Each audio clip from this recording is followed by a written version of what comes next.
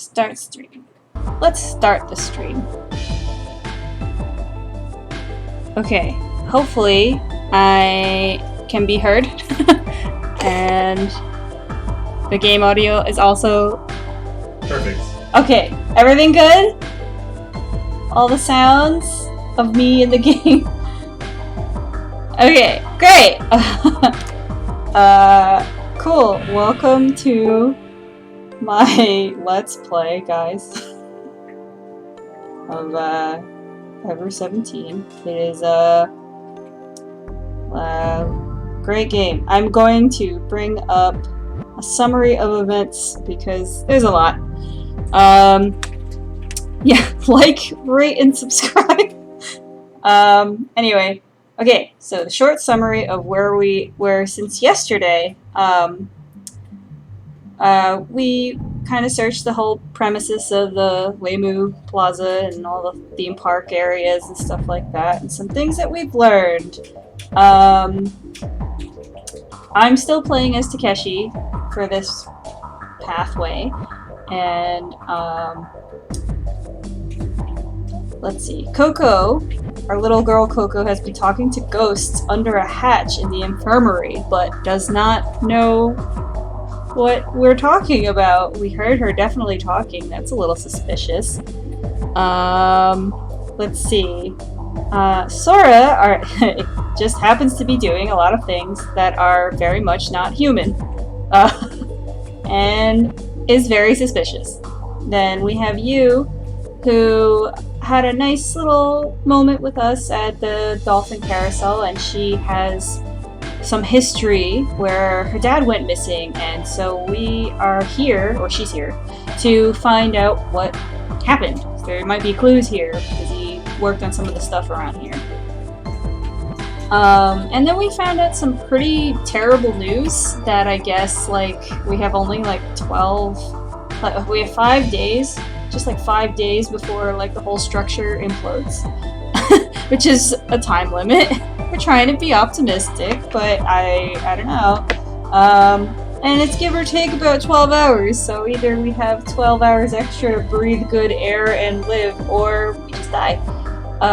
It's pretty dire. And then we also have, I forgot to talk about our good girl Tsugumi, our big gloomy Tsugumi. She is, we had like a moment where we had some decompression sickness, and she didn't go into the decompression chamber, so that's weird. I guess she's impervious to that or something. That's odd. Anyway, so now we're looking for Sora. There's a blackout. We're a little curious. Where did Sora go? And that's kind of where we're at right now. And just moments before I was screaming for Sora's name, and then now we're here. Okay, the 3 people and 1 mutt, myself, Tsugumi, Coco, and Pee-Pee, split up once we reached the Zweiterstock. The entrance to the neutral buoyancy elevator. Inside the infirmary. The changing room. The security office. The merry-go-round. We searched everything, even the jellyfish... And then your notifications might be on for Hangouts. Gondola. I'm sorry. Let me get rid of something.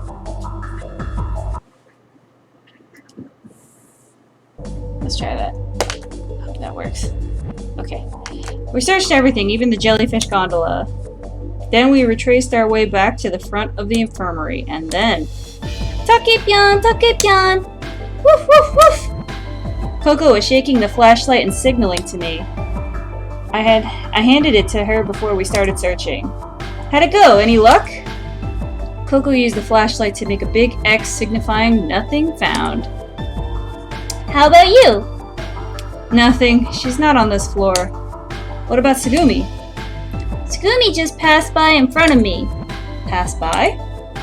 She went that way, towards the entrance to the egg elevator. The neutral buoyancy elevator, huh? Yeah. She was carrying something big. Something big? It sounded like Tsugumi was up to something solo again. I'll go check it out. Coco and I moved to the next room. The room next door. There were signs of someone there. Ahead in total darkness was something rustling around. Sugumi?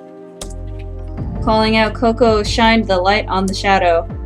Hey, that's bright. As I expected, it was Sugumi. She held out the palms of her hands as she stood up. Coco hurried to turn off the flashlight and rushed over to Sugumi. I followed her over with Pee-Pee. What are you doing here?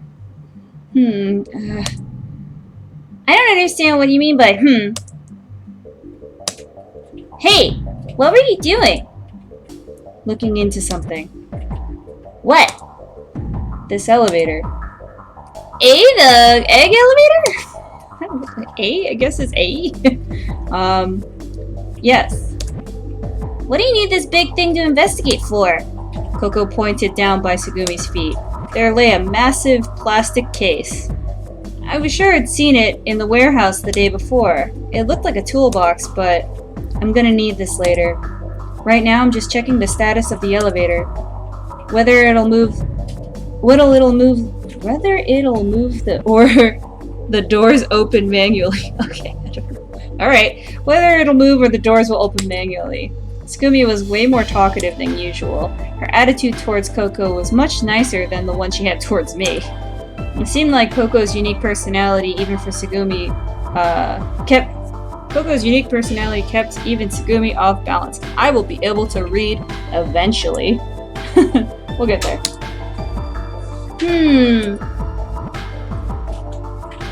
So how about it? Does it look like the elevator will move? Maybe. Sugumi glanced at me as she said that. Hey, but what good using the elevator will do? Weird.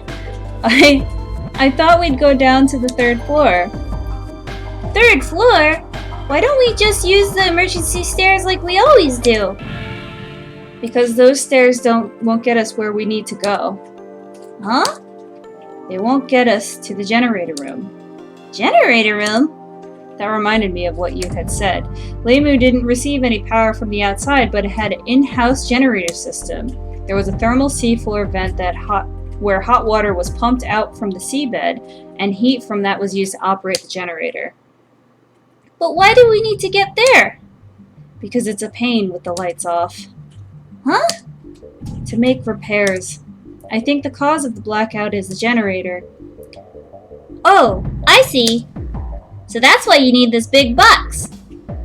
Yes. Oh, I get it now. That makes sense. Sugumi was finally freed from Coco's barrage of questions. Alright, I'm going down. Takeshi, could you come along? Huh? Me? Without thinking, I shot the question back at her. The question was pretty sudden and caught me off balance. Besides, I thought that this was the first time she had called me by my name. First, there's one thing that I want to ask you. What? You just said something about the emergency stairs not leading up to the generator room, right? So, why's that? Don't you remember the map of Leimu that we saw yesterday? Map? Map. I pressed the temples with my fingers, trying to tease out a buried memory. We got a map here of the Leimu area in Drutterstock, pointing at Craftwork, which I think is the generator room. The map of the 3rd floor was divided into 2 areas. Do you remember? I can't say I remember it exactly, but kinda, yeah. And what was between those 2 areas? Between them? How am I supposed to know? There wasn't anything there. Exactly. Which means the 2 areas divided by a block which is now underwater. So... now we're pointing at the control room. Oh, I don't know what Craftwork is. Anyone who knows German, let me know. I forgot. We can't move directly from the control room area to the generator room area. So, what? Oh, I see. To get to the generator room's area, we have to access the 2nd floor.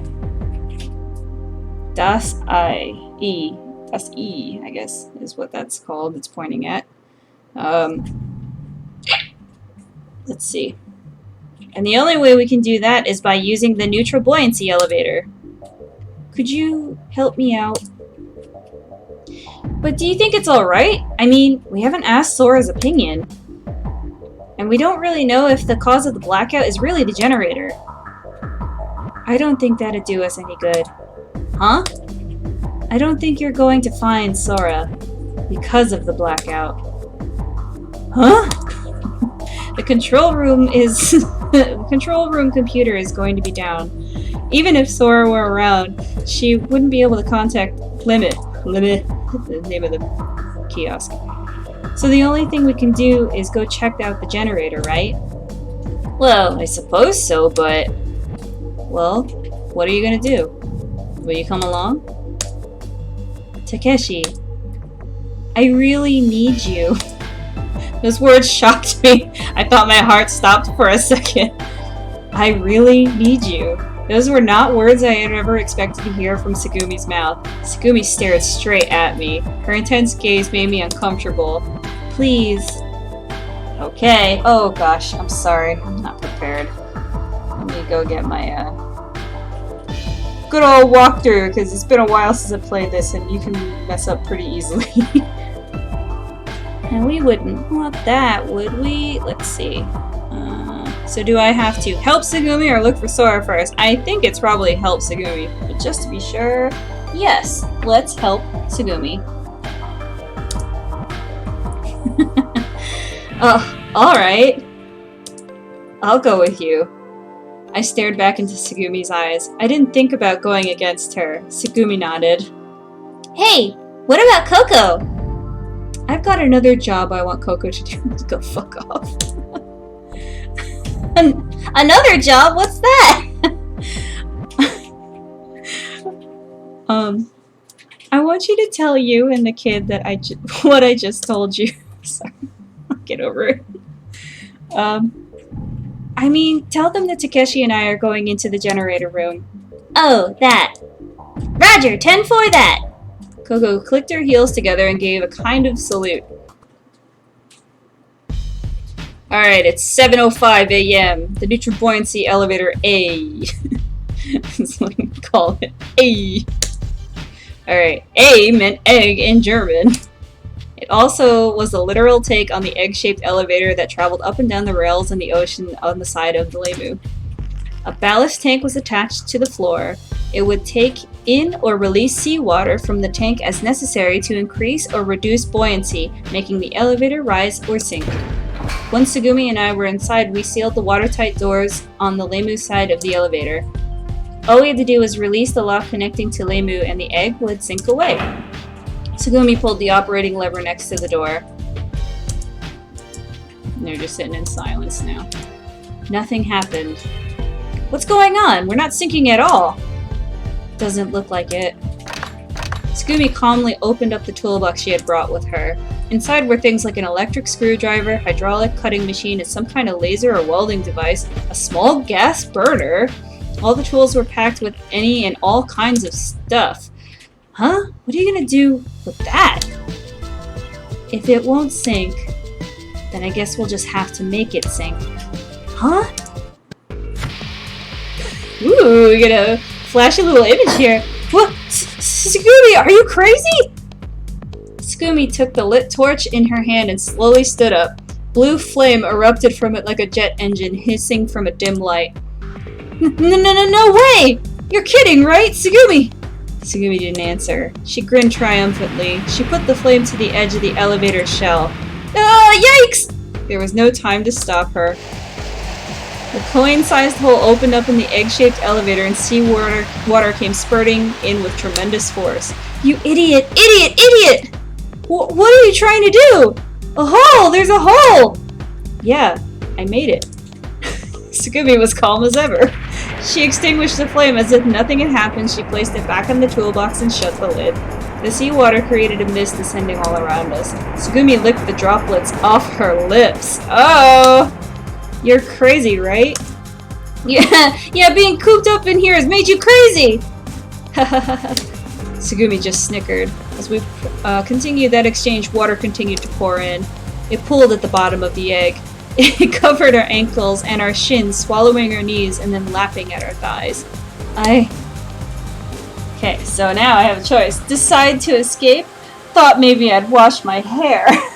Okay, let's keep it cool. I'm gonna wash my hair, I guess, in seawater.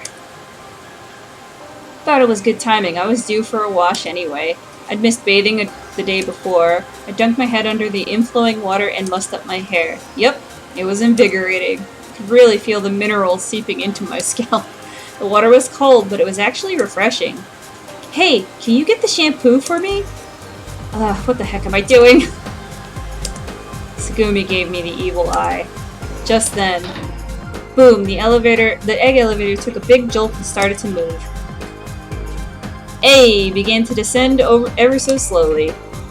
Peeking through the window and out into the blue, we could see the outside of Lemu. The blue gradually got darker and the steel bulkhead appeared to move further away upward. The higher water pressure increased the force of the water pouring in, and the speed of our descent picked up. I wonder how many meters we had dropped. I shifted my gaze towards the sea bottom, but Dritterstock still had not come into view. The water of the elevator had already reached my chest. My legs were floating. I was on my toes. I kicked off the floor with all of my power and seized the edge of the ceiling. Hey! Don't you think this is pretty dangerous? A strange smile appeared on Tsugumi's face. It seemed like she was getting a little worried. I wonder if we'll die like this. Maybe. No, not maybe! This harebrained idea was all your... The surface of the water had reached my throat and the cold seawater rushed into my mouth.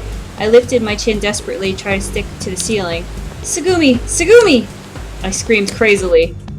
I looked sideways and I saw Tsugumi struggling to stay above the water. Let me get a nice little special image of Tsugumi who is underwater. Just then, boom, the egg was shaken by a strong shock. We made it to the 3rd floor. I wanted to shout that, but it was impossible. There was no longer any air for me to yell. I didn't know if she had panicked or what, but Tsugumi was thrashing her arms and legs around desperately. In the blur underwater, I pinned down Tsugumi's shoulder. It's alright, I'll take care of it. I felt Tsugumi's body relax. I kicked against the wall and clung to the handle of the watertight door. I focused every bit of strength in my body on turning that heavy handle. Because my body would float, I couldn't gain traction with my feet. Bracing one leg on the handrail, I continued turning it and turning it. The water pressure began pressing on my eardrums. My body was screaming for oxygen. Open! Open! Open! The double-ply door opened. The mass of water, Tsugumi and I, were all spit out of the elevator onto the floor. But we didn't have time to catch our breath. Seawater was flooding into the hole into the elevator more ferociously than ever. I got up immediately and rushed to the watertight door in the elevator. First, I closed the door, locked it, and then closed the door on the Lemu side as well. Lemu.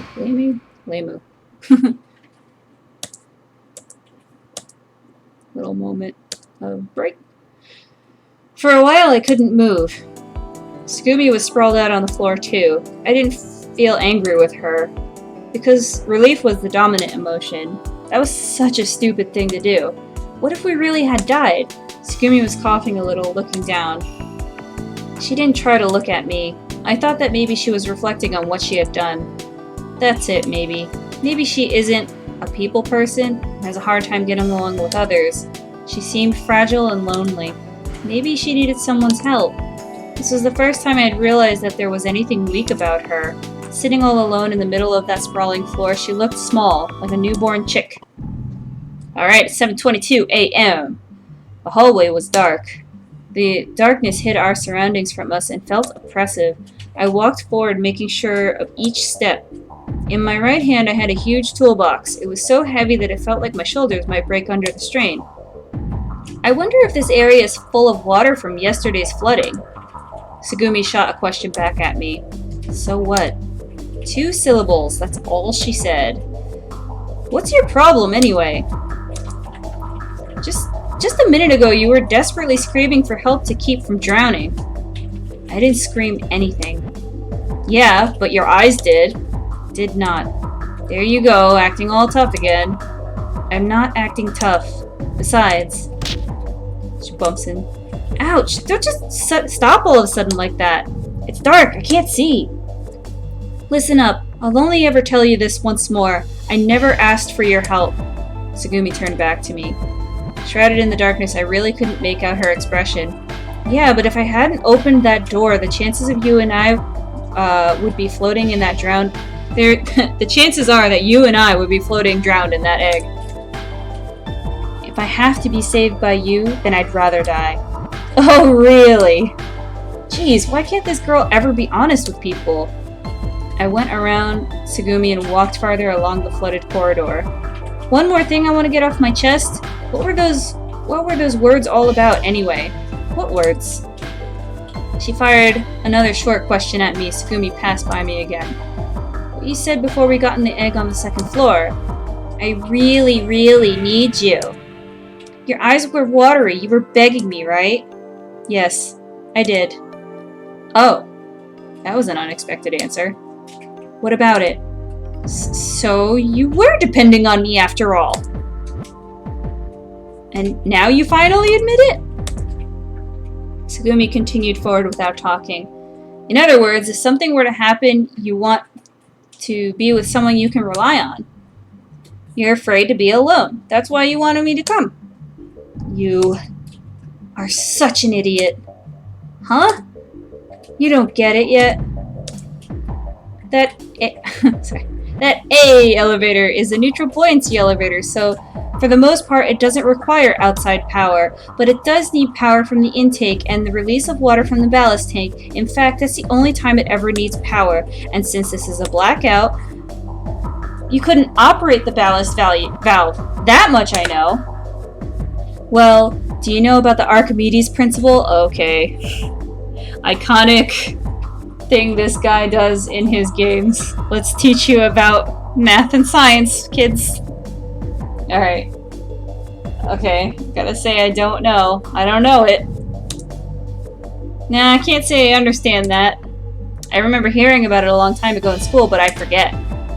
The buoyancy of a submerged object is equal to the weight of the liquid displaced by the object. Oh, you mean that? That's the Archimedes principle? And what's that got to do with this? How about you figure the rest out yourself? There she went again. She would tease me along, but that was it? I gave a deep sigh and shook my head. I switched the heavy toolbox to my other hand and continued walking. After a while, Tsugumi turned right ahead of me, and I followed after her. Oh! Turning the corner, it finally hit me. I see, so that's what you meant. I thought it was weird you inviting me along. To sink that egg elevator to the third floor, its total weight had to be greater than the force of the buoyancy. So just one skinny girl like you wasn't going to be enough weight. Right. So don't get me wrong. Of the 5 people trapped here, you're the heaviest, right? I'm not some big rock paperweight. No, you're more than a rock. You're a rock head. Oh, pew, pew, pew, pew.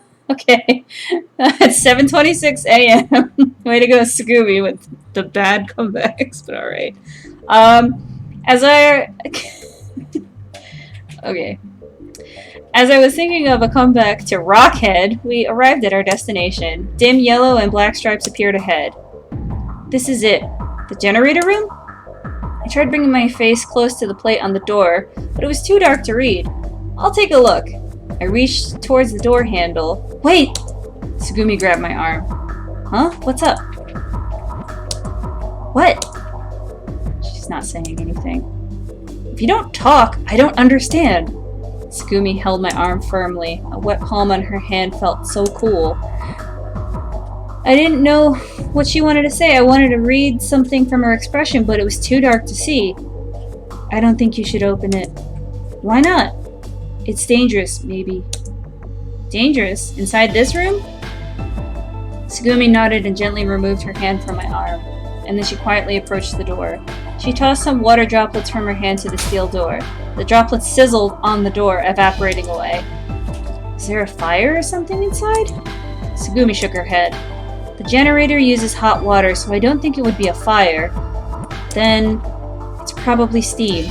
I think it's just packed full of extremely hot steam. This generator is designed to operate normally at 6 atmospheres, but right now Lemu's air pressure is at 1 atmosphere. There's a possibility that the tank or pipe filled with high-pressure steam could have ruptured, or that some abnormality was detected and triggered a safety valve to be opened. Oh, I get it! Either way, steam is leaking from somewhere, and there isn't enough power to turn on the turbine. And so the generator stopped. If that's what happened, then this could get pretty dangerous. In that instant, I opened the door. The instant I opened the door, my whole body would have been showered with several hundred-degree steam. Like Tsugumi, I tossed some water on the door. After that, Tsugumi and I made for the next door down to the generator room. We were implementing Tsugumi's plan. First, shut off the hot water flowing to the generator room.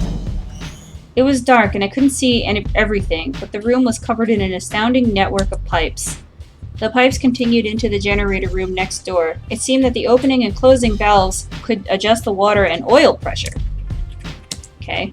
Normally, the computer is responsible for maintaining the generator room, but even Lim can't do much when the generator itself goes out. Anywho, this is all because that power supply is down.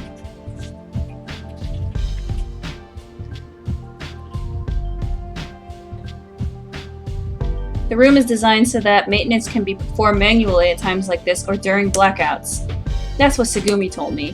Why does Tsugumi know so much about Leimu? Seems she knew where all the generator room and the room with all the pipes were. Those doubts nagged at my mind. As I was thinking, Tsugumi plugged away next to me. Tsugumi selected one pipe down the countless rows of them and closed its valve. I had no idea which pipe was doing what, but Tsugumi knew. I wonder what kind of girl Tsugumi is anyway. I still hadn't found out how she had known that inside of the generator room was dangerous. I wondered if Tsugumi had some kind of connection with Leimu. I think this should do it. As soon as the work was done, Tsugumi left. I was left alone in the room.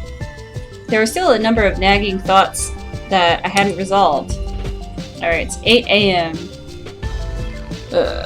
With that, we had been able to shut off the hot water flowing into the generator room.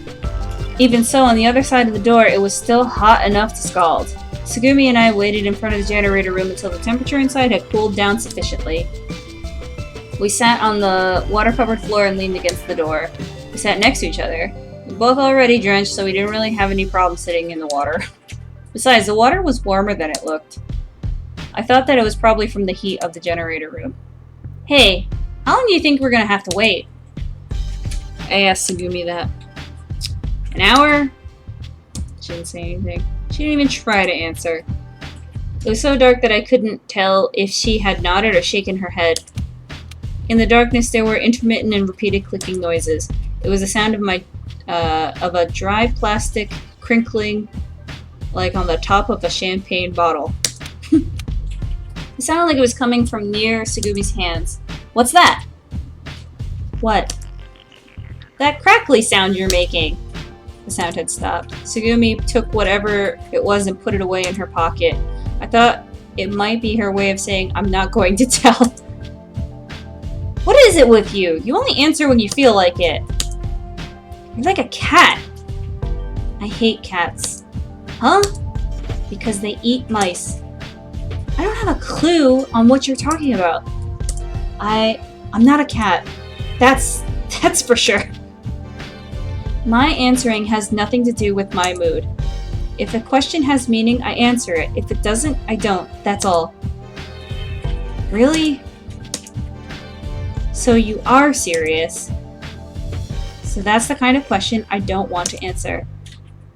A question to check something. A question about something you don't need to know. Or questions about things that you know, I don't know, but you ask anyway. There is more than enough pointless conversation in the world, don't you think? Alright, I got it already. How about I ask you a meaningful question? I wanted to ask. Alright, so my choices are about the air pressure of the generator room, or why she knew so much about Leimu. Let's go with the air pressure of the generator room. Excuse me. There was something that had been bugging me. so I decided to take the opportunity and ask about it. It's about the air pressure of the generator room. A while ago, you closed that valve and until you closed that valve, really hot water was being pumped in, right? And that water turns to steam and it gets more and more packed in there.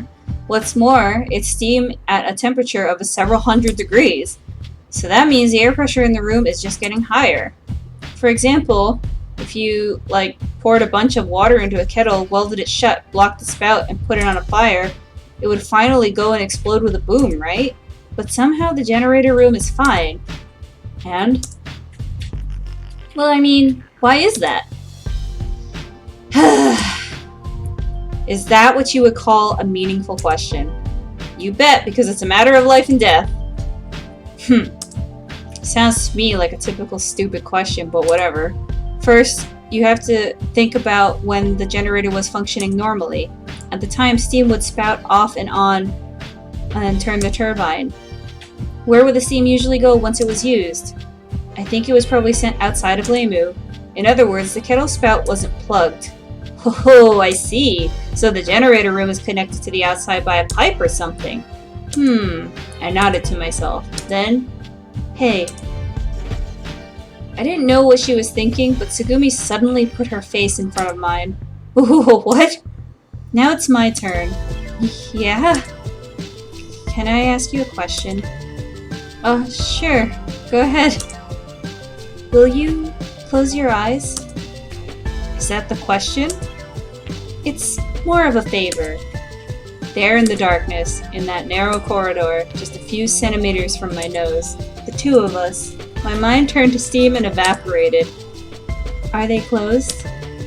Almost as if I were hypnotized, my eyes began to sink. And immediately after that, shake, shake, shake. Splish, splash. Slash, slash, slash, slash, slash. Click. I didn't know what to make of those noises. I opened my eyes without thinking. Tsugumi was grinning mischievously right in front of me. Close them! She covered my eyes with one hand. And then... Hey, what are you doing? You jerk, you dumb jerk! I screamed. Wait, what are you doing? Some kind of spray showered in my face. That went in my mouth! Take that, you loser! Stop it! Stop it! What's the matter with you? I desperately tried to resist, but my body couldn't obey me. Tsugumi had me by the neck. How's that, you slug? You scum! You pond of life! Scum on the pond of life! With those words, the eruption in my face stopped. Maleficent! What did you spray on me? I thought she was laughing, but the next thing I knew, Tsugumi had started rubbing my face with a claw. It was rough, and her technique didn't make it any better. I stopped my futile resistance. I was almost choking. That's just about right. Tsugumi took her hand off of my neck. Unable to open my eyes, I scooped up the water from the floor and put it in my mouth. It was salty, but I didn't have any other choice. Swish, swish, swish, swish, swish, swish. Blech! Hey! That's dirty. Don't go spitting it over there. You! I wanted to say something to her, but washing my face took priority. I scooped more water, splashed it on my face, and gargled again. I opened my eyes. What do you think you're doing? What did you put on my face? Acetone. Oh, great! I'm so happy it wasn't some pesticide. Do you think I'm serious? You idiot! I'm not! What are you doing, spraying that on me all of a sudden? It was hard to look at. What was? Your face. Whose? Yours. You! And then I realized something. I remembered. The black ink that had been in my palms and palms of my hands. Oh yes, earlier in the past episode, we're pretty sure somebody drew some stuff on our face, but we don't know. Because there's no mirror, so I couldn't check. I see. It was the graffiti. It was still there? You erased all of it. I had completely forgotten about it until just then. Then I've been making sandwich looking for Sora, coming back here. Writing had been on my face the entire time. And the acetone? Acetone. It's supposed to be like nail polish remover, right? I found it in the toolbox. There was a strong stench from it in the air.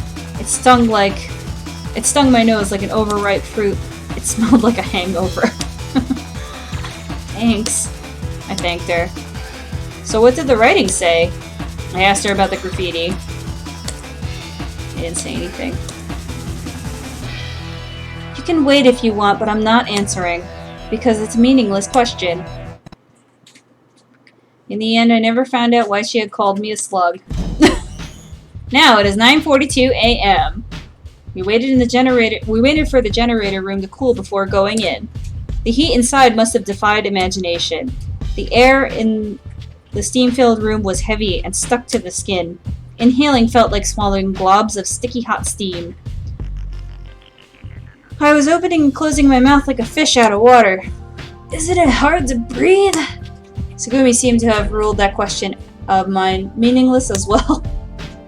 She completely ignored me and started working to get the generator up and running again. We did the work together. Tsugumi gave commands and I followed them. I did the grunt work, tightening bolts, loosening valves, working on the pipes. And when I finished tightening the last bolt... Alright, now it's 10:16 a.m. Whew! That should do it. I wiped the sweat away from with my collar. It was just like Tsugumi had said. The blackout had been caused when the safety valves had opened due to the drop in air pressure.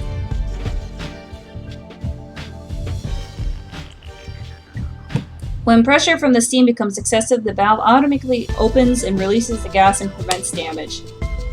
Normally, after a release of surplus gas, the valve is designed to shut down automatically, but we're at 1 atmosphere, so because the safety valve never closed, the steam continued leaking. Anyway, that was the gist of the explanation. Tsugumi and I went to the generator room and went to the pipe room. We opened up the valve that we had closed before the repairs, and then returned to the generator room. So, should we fire it up? I'm turning it on, because Tsugumi considered that not a good question. You ready? Also not a good question. Alright, well, let's start the countdown. 30 seconds. 25 seconds. 20, 19, 18, 17. Click. Tsugumi pushed the button. Hey, what are you doing? We still have 17 seconds to go. You can't just wait a little more than a mere 13 seconds?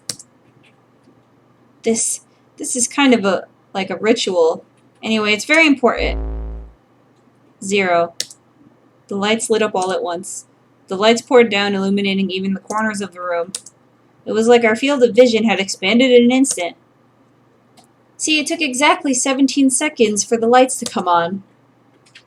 Tsugumi flashed me a condescending glance and strolled out of the room. Ugh. I shouldered the weighty toolbox and followed after Tsugumi. Now it's 10:50 a.m. We found ourselves back in front of the neutral buoyancy elevator. Tsugumi was waiting with her arms crossed. You're slow. What do you expect? I'm the one carrying this leaden toolbox. I know. Oh yeah. I forgot it was Tsugumi who took the toolbox out of the warehouse. As I recalled, I turned my eyes to the egg-like elevator. On the other side of the door was the egg that came in that should be waiting. It was the egg with the hole in it, so it was useless to us. To the left, the floor display was lit up with the number 3. Did you know that there was another egg elevator stop down here? I wouldn't have come if I didn't. I suppose not. Ugh, this is heavy. Inside the egg elevator, I put the toolbox on the floor. You sound like an old man. Shut up! I am an old man compared to you! As I said that, I pushed the up button next to the elevator door. The internal and external watertight doors had already sealed automatically. We could hear the air being sent into the ballast tank under the floor. Finally, the egg-shaped elevator didn't start to float up. Huh? Are you serious? The sound of beneath the floor had stopped, and silence had returned. Not again. Why do we keep running into problem after problem? Knowing it was useless, I pushed the up button repeatedly. Tsugumi was as matter of fact as always. She had been playing and coiling her long, still damp hair with her finger. Alright, so what do we do? Just as I said that, monitor to the right of the round window flickered to life. Kuronari-san! Komachi-san! Sora! Where have you been? We've looked everywhere for you! I'm terribly sorry. Please accept my apologies. The image of Sora in the monitor bowed deeply. That's not important right now. Scooby and I fixed the generator. It would appear so. Thank you so much. Thank you. I think you know this, but we're in the egg. This, A? Yes, I know. The A is not moving, correct? What should we do? Well, first in regard to the cause, it is likely the result It's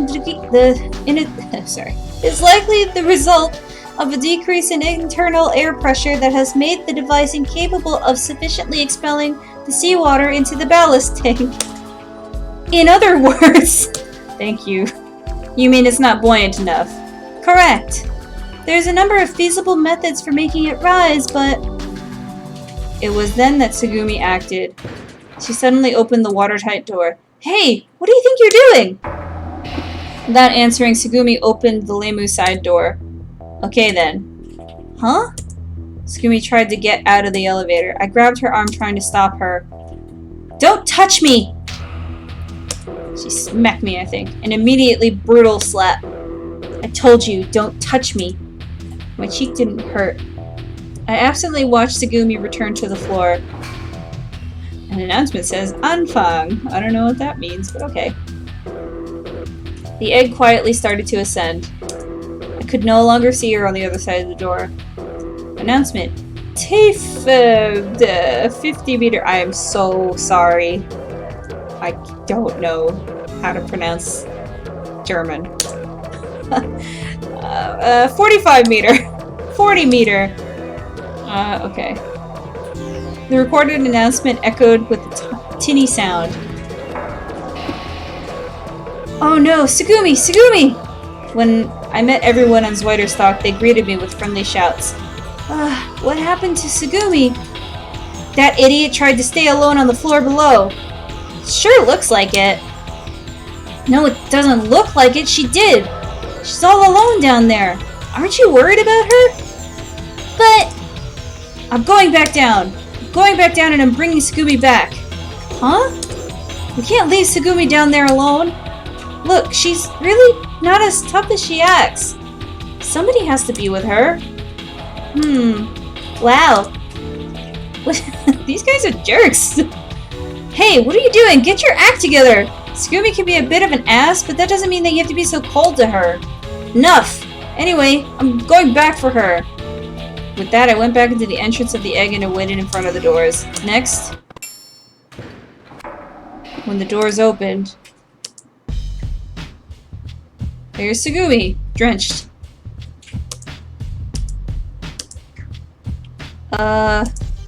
Will you move? You're in my way.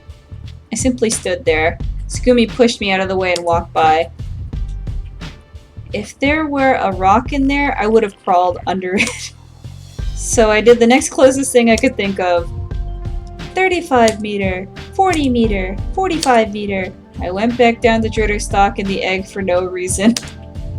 Didn't have enough buoyancy, so we had to come up one by one. Was I stupid or what? If I could have right then, I would have liked to sink down to the bottom of the ocean.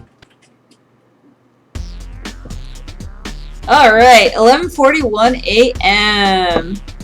Nearly an hour had passed since the power had gone back online. Wow. I can't believe he didn't realize that you just needed to come back up one at a time. I'm sorry. I forgot how stupid this guy is. Okay. We gathered in the conference room on the 3rd floor. Tsugumi, Sora, you, Coco, and I were sitting in chairs just letting time pass. The rescue team still hadn't come. I don't think they're coming, buddy. Our situation didn't show any sign of changing.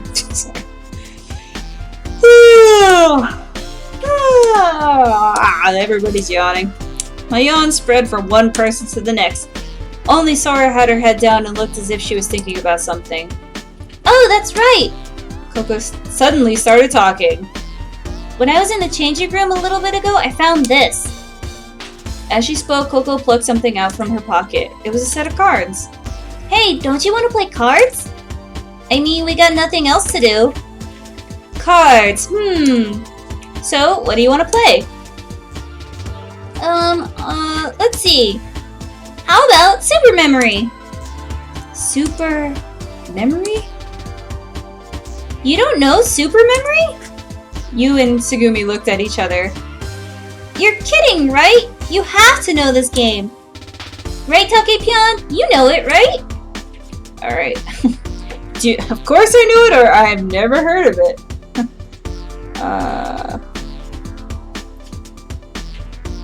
What do I do? Never heard of it. Because I honestly don't know what it is anyway. I answered without hesitating. Me neither. Me neither. What? Are you serious? The glance of Sora showed that she was shaking her head. You all really don't know? Coco sounded pouty. Geez. Oh well. I didn't see any reason to give up. Well, if we don't know, then we'll just have to learn. So, Coco, will you explain the game to us? Okay, everybody, listen, alright? Coco started shuffling the cards around brilliantly. First, you have to shuffle the cards really good. Then you spread the cards on the table like this. And spread them out randomly so they didn't overlap. Oh. Then we do rock, paper, scissors, and then you turn over your cards, starting with the loser. Like this. You turn over one card, and then one more. And if two cards are the same, then the person gets that turned them over gets them. So easy, right? Hey everybody, got it? Let's play. Just not saying anything. That's called concentration. Mental guts. Huh? People usually call the game concentration, don't they? What? Well, maybe in some backwater places they might have called it that. That's not what I mean. That game is clearly called Mental Guts, it's obvious. What are you talking about? No, it's called Super Memory. Concentration. It's called Mental Guts. I said it's called Super Memory. Jeez, you guys are fussy. Alright. I know what we'll do. Everybody calm down. We'll compromise and let's just call it Mental Consumery. Mental Consumery? And just then, kid comes in. Here you go. The kid came into the conference room curdling 6 cans of cola against his chest. The card game stopped. Hey kiddo! Hey kid, that sure was thoughtful of you. You took a cola from the kid and popped open the tab. She held on the carbonation to keep it from erupting. Like a pro, she kept from being showered with sticky liquid. Boy. Boy. Okay. I got these on the way. He noisily set down 5 other cans on the table. I brought these, too. The kid turned around. Huh? What? These. Pointed to the hood around his neck. I stuck my hand in his hood. There were 2 tuna sandwiches inside. And there were sandwiches that had been left on the bench during the blackout. I thought that somebody might be hungry. Oh, great! You're so thoughtful! You went over to the kid and mussed up his hair affectionately. He stood there stiff as a rod, not resisting at all. I figured Yu's hands were probably pretty sticky from the cola. Ahem. Tsugumi raised her hand. If no one else wants one, I'll take one then. Tsugumi, unlike her normal self, spoke up. So all that repair work made you hungry. Of course, she didn't see a need to answer my question. Alright, this one's for Tsugumi. I gave Tsugumi one of the sandwiches that I took from Kid's hood. Tsugumi took it without saying anything. Then I held out the remaining one to Sora. This other one's for Sora. You didn't have breakfast, right? No, I'm fine. Don't be polite. I made it. I know it tastes good. Still. Hey, I'm not kidding. I'll vouch for you for its deliciousness. Me too. Sorry, hold on.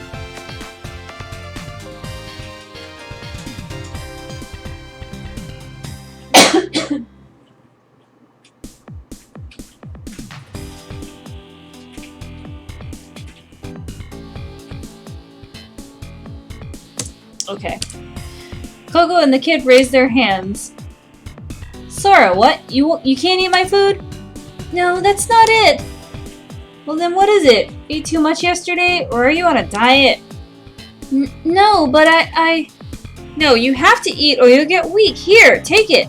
I tossed the cola and tuna sandwich towards Sora. They traced a gentle arc through the air. Ah! Sora suddenly stretched out her hands to reach out, but... Whoosh. Bang. Whoosh. But Sora didn't catch them. No, she couldn't catch them. She didn't avoid them. It wasn't that she was too slow. Sora was there with her hands extended into space. The sandwich had fallen at her feet. The cola had violently slammed into the wall behind her and exploded, spewing cola and didn't get Sora wet. The droplets looked like they flew through Sora's body. The sandwich wrapper covered the silhouette of Sora's sandal. It's as if the two had melded together. Huh? That's what I said. I didn't need it. Sora made an embarrassed-looking expression. What? No! That's what For some reason, I was completely stunned. I mean, to toss them to you as if I was handing them over, that's weird. Your hand must have slipped. Excuse me, Koronari-san. There is nothing strange about it. But the cola blew up, and is your clothing alright? Yes. But you're stepping on the sandwich, your foot, you've got no... Sora, you don't have any toes! Oh, my gosh, sorry about that. And just like that, Sora's vanished toes reappeared. But the place where the sandwich was supposed to be wavered unsteadily. I felt so flustered, I didn't know what was going on. I guess that you didn't know, Koronari-san. Sora was shuffling, embarrassed. Sora, what in the world are you? For some reason, you gave a huge sigh right next to me, and then... She burst out laughing. I just had to watch it because it was so funny, Koronari. You really didn't listen to anything. What are you talking about? I was so confused. The explanation at the park entrance. Alright, so I have the choice. What about it? Or no, don't say anything, I know! I'm gonna say, what about it? So what? What about it? Looking around, I saw that I was the only one who was surprised. Coco and Pipu were looking up at Sora with impressed looks on their faces. Tsugumi's face was blank. The kid looked clueless and spaced out. Geez, oh well. Hugh was laughing in bewilderment. Enough fun at my expense. Tell me what's going on. Alright. Sorry, Sora, sorry to bother you again, but could you introduce yourself again? Yes, of course! The punctured can stopped fizzing. Sora took a step towards us, carefully avoiding the sandwich and straightened up. After a slight bow, she spoke. I am... Akane Gasaki Sora. I'm sorry, I'm bad at names. I'm sad. Sorry. My official name is LMRSDS4913A. I'm an artificial intelligence or AI program in charge of guiding visitors around Lemu. I've been programmed to be one part of the Lemu system. Okay. If you call me from any nearby terminal, I will soon appear anywhere within Lemu. My image reaches you through a network of supporting the RSD system throughout the complex. I think that there are a few places in the world boasting this kind of technology. RSD is really rare. I've never seen an example of it this sophisticated. Yeah, it's one of Lemu's big attractions. So, that's why Sora San disappeared during all the blackout. Yes, I'm sorry to have caused you undue concern. Finally had lost any sense of what was going on. The conversation had taken off and left me behind. What's RSD? Simply put, it is an image display system that uses a semiconductor to shine a laser directly into your retina. Oh, I see. The kid gave a big nod. But nothing about her explanation sounded simple to me. And it's supporting such an advanced personality. The surprising thing about Sakumi was that she was actively pursuing the conversation. Limu is fairly perfectionist when it comes to virtual space technologies. My existence is one manifestation of that. Doesn't it require a big system? Yes, but it is much smaller than it would have been 20 years ago. How big? Where is it? I'd like to see it. I'm sorry, but I'm not allowed to say. It's a secret. You weren't given the details. That is correct. It seemed to me that the conversation was getting more and more technical. It seems you have motivation and a will of your own, that you've programmed for your own way of thinking. That is simply a selection of responses from a massive bank of sampling data, the results of which I give back. Random. Oh, I see. So you're learning a program in which most positive responses are saved in that way and reused.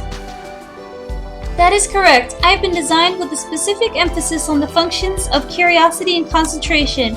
Morphology analysis and my audio input very likely operates at a speed and level of precision without peer. There is also a number of special technologies used to create me. However, the specifics of these are trade secrets which cannot be revealed. I see. There are things about the normal AI that a normal AI can't explain, but I think I get the picture. I really didn't get it at all. It was a headache more than anything. By the way, Sora, if I told you that I was actually a man, would you believe me? Huh? Sugumi tossed that bizarre question out of nowhere. Don't anybody jump in just yet. I'm just asking Sora. So, would you believe me? No. Well, what if I said I were over 20 years old? That is possible. I'm single. I'll probably stay that way. It's what I believe. That might well be true. Actually, I just learned that Takeshi had a sex change 3 years ago. It's true. Odd. Odd thing to just throw out. That I cannot believe. You really are quite amazing. Sugumi laughed a little. Hey, Sugumi, what are you doing? I had to ask. I wanted to see if Sora can tell when people are lying. To see if she can determine the truthful information from non-truthful, even when she has no background data. She can. She does more than compare and reference data with data in her memory. She's been programmed to factor in chance and intuition to make her own judgments. The system is designed to make choices based on updating information to boost its efficiency by rewriting itself. This is an incredible advanced level of technology. Is that right? Yes, my system uses state-of-the-art technology. But I'm not very good at lying. My lying function is underdeveloped. Sora smiled. But when you introduce yourself, you say that you're a system engineer. That is a lie, isn't it? That is simply a setting of mine. That is how my profile in the mainframe computer reads. Oh. So that's how it works. In the end, I seem to be the only one who is flabbergasted that Sora was a product of AI. You was an employee of Limu, so of course she knew. Sugumi was always cool as a cucumber, but I wondered if she knew so much about Limu. I guess that she looked up a lot of the information in advance. Coco didn't seem to care one way or another, whether Sora was a hologram or not. She was just laughing and playing with Pee-Pee. The kid, it's a weird thing. I think it's supposed to say that kid didn't seem surprised. Well, I put that down to his circumstances. Alright. Several hours passed. It seemed like the sun was getting ready to set. How could you see? Can you see the sun? You're pretty deep in the water. I don't know. Can you see the sun? I don't know. In the dark depths of the ocean, my sense of time had eroded. I checked the time on my PDA, finally making sure it was night. Nothing changed in Limu. No one new showed up to visit us. But things hadn't taken a turn for the worse either. There didn't seem to be any impending danger of floor collapse. We each spent the time as we pleased. We had long forgotten that we were trapped. Alright, 6:27 p.m. I decided to go see Sora. Honestly, I was a little confused. Sora was an AI. I wanted to know what RSD was.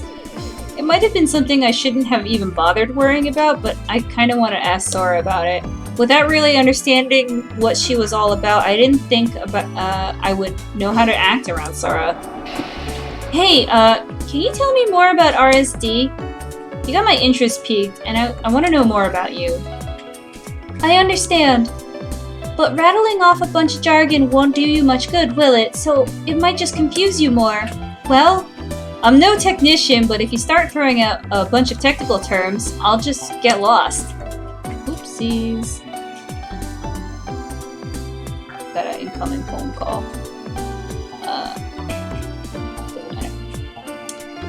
I see, so you were completely lost when I was conversing with Komachi-san. Yeah, I kinda had no clue what you guys were saying. I scratched my head. I realized that I was blushing.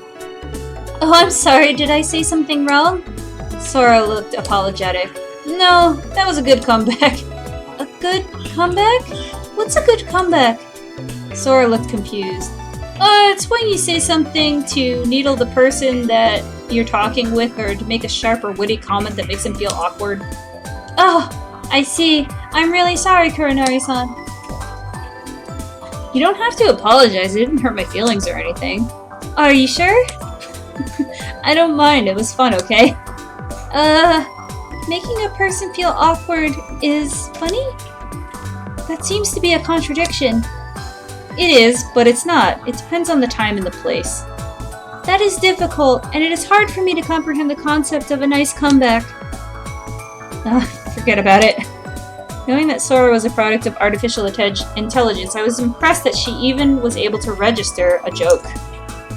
I wondered if she would still be thinking that Sora was... if I would still be thinking that Sora was a human if I hadn't tossed that can of cola to her.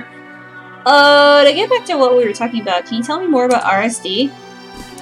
Yes! Let's see. Let me try to explain using specific examples. Yes, please. Sora and I headed to the rest area of the control room. As we walked, Sora started speaking. Kuronari-san, can you see me? Yeah, I see you, no problem. And I can see you as well.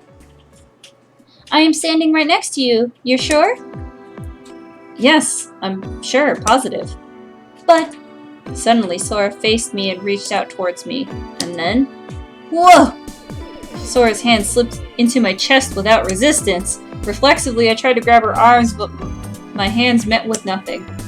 My hands were in front of my chest, but there was nothing there. Yes, so you are seeing me. However, I am not right next to you. Saying that, Sora pulled her hand back. RSD stands for Retinal Scanning Display. The display device is not actually a display, rather a weak laser aimed at the retina. Retina? You mean my eye? Yes. In the ceiling of each room and corridor are semiconductor laser output devices. So, the image is being directly reflected onto your retina. Image? Yes, my image. Directly onto my retina? Holographic screens typically allow for the objects behind them to be visible. This system uses eyeballs as virtual screens and continuously sends an image synthesized with the background scenery. Well, what about your voice? It sounds like your voice is coming from where your mouth appears. We arrived at the rest area and I sat by a nearby bench. She continued standing in front of me. Sora, why don't you sit down? I don't get tired, so I'm fine standing. I understand that, but it makes me uneasy. It makes me feel like you're straining yourself or something. Is that right? Well then excuse me. Sora sat down to the left of me. I didn't feel the bench move under her weight, but looking at her, she was definitely sitting. So we were talking about my voice. That's right. Have you ever heard of 3D sound? 3D sound? Have you ever listened to music using headphones? Of course I have. When you do, where does it sound like the music is coming from? Inside my head, I guess. That's right. Most people hear the sound as if they're reverberating inside the center of their head towards the back. But the sound is not technically coming from the inside of your head. I guess not. But if you could apply this knowledge and adjust the volume from left and right accurately simulate the reverberating sound, then you could create the illusion that a sound is coming from above or below, left or right, or any direction. I see, so you mean the voice converters. I still have both of them in my ears. I removed them. They were about the size of the tip of my little finger. In front of me, Sora's mouth moved effortlessly. Soundlessly. Sorry, I don't know why I said that. It was like I couldn't hear her voice. But that wasn't all. The image of her started getting a little fuzzy. Huh? When I replaced the voice converters, Sora returned to normal. The image's position is based on the location of the voice converters, so wherever you stand and whichever direction you face, Limit is constantly using sensors around the complex and to monitor the position of the voice converters to the millimeter.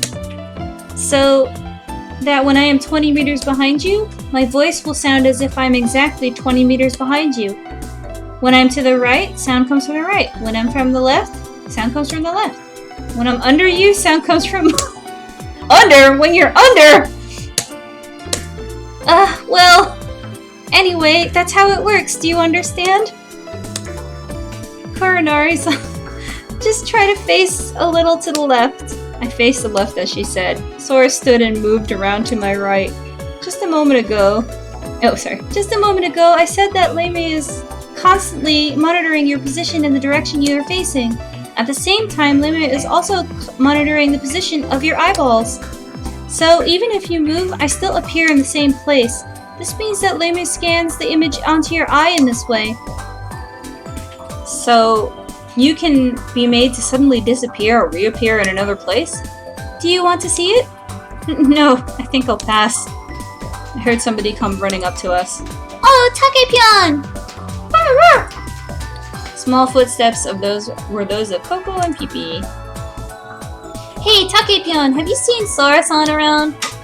What are you talking about? She's right in front of you. Right in front? But there's nobody there. Huh? Coco tilted her head questioningly as she said that. Oh well, see you later.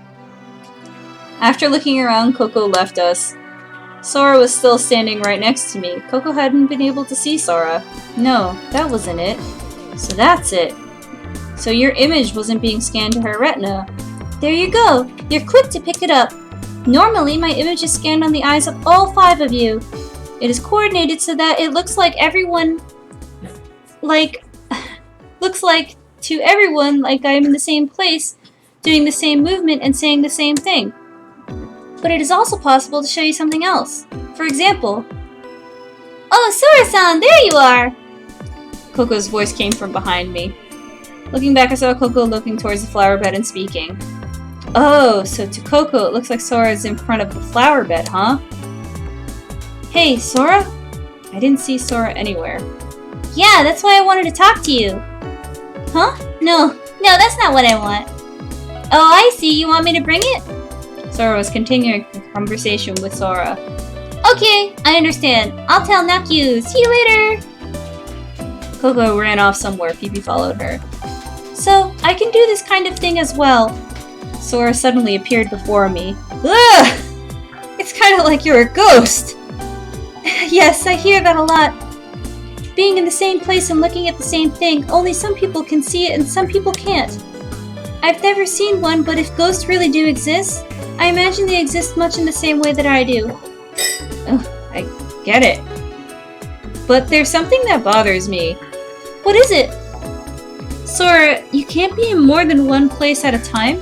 For example, you couldn't be in one room talking to me and talking to in another talking to Coco? Theoretically, it is possible. However, the way that I am designed, I can't do that. Why not? I imagine it is to help maintain the image of reality for our visitors. So there is only one Sora in the world. Without that kind of setting, visitors would get confused. And that is the policy of my designer. The policy of my designer was to create me as a character with an independent personality. That reminds me, I have heard the same thing about the United Land characters. There is only one of them in each park. Like in the story, there can't be more than one character in 2 places at the same time. Sora had more work to do, so I saw her to the control room. It seemed strange that Sora, who could teleport anywhere instantly, was walking. Maybe she was doing it to humor me. I was wondering about the laser retina scan. So, if I was in a place where the laser couldn't reach, then I couldn't see you.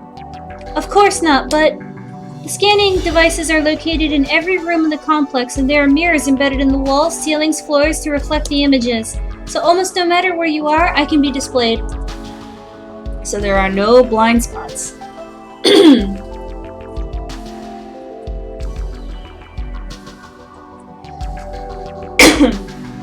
I'm suspicious. Excuse me. That's the way it was designed. However, there is one major flaw. Flaw? I am only seen when someone looks at me. What? I mean, I cease to exist when no one is looking at me. For example, if the 5 of you all here closed your eyes at once, for that moment I would cease to exist. I casually held up a hand in front of my eyes. I covered my view forward and looked down near my feet. There was no sign of Sora next to me. It was as if she vanished, never had been there in the first place. Surprised, I moved my hand and Sora reappeared in the corridor. The outline of Sora's sandals blurred dimly in the water. Someone has to see me. I have to be seen in order to exist. Vision. Someone's perspective actually creates me. Kuronari-san. When you close your eyes, I disappear. We entered the control room and I heard her being called from the console. Well, Kuronari-san? Leme is calling for me, so I will leave and then I will come back shortly. And with that, Sora disappeared. Only the three-dimensional hologram depicting Leme hovered silently in the darkness. Okay, so that's the end of this. That was really fun, and I guess we got to learn a lot about everybody. Now we finally uncovered what's the deal with Sora. But yeah, it's a little weird that she says that she can only appear when you look at her, and that there are no blind spots, and she can be programmed to say certain things to bypass the fact that she's bad at lying. Interesting. Okay, I'm going to turn off the stream. Thanks for joining. Bye!